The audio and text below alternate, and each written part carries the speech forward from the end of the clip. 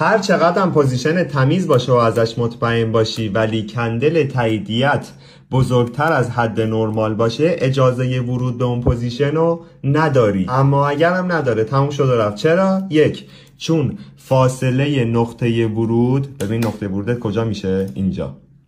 این کندل تاییدیه است دیگه، فرض بگیر این کندل تاییدیه است. تا حد ضررت زیاد میشه، یعنی اگر 1% حتی قیمت برگرده حد ضرر تو بزنه، حجم زیادی رو از دست میدی، هزینه زیادی رو کردی برای ورود به پوزیشنت. اوکی؟ دو، تو ویدیو قبل بهت گفتم معامله‌گرهای اصلی هیچ وقت با کندل های بزرگ وارد بازار نمیشن. ببین با کندلای ریز ریز میان داخل. پس وقتی تو اینو میدونی با کندلای ریز میای داخل، حد ضررت کجا میشه؟ نقطه ورودت میشه اینجا، حد ضررت هم پشت. یه چیز خیلی کوچیک برای حد ضرر هزینه انتخاب میکنی، تا هر جایی هم که سود داد باهاش میری، به همین راحتی. پس به هیچ وجه وقتی کندل تاییدیت بزرگ میشه وارد بازار نشو، صبر کن موقعیت بهتر با کندل تاییدیه کوچیک.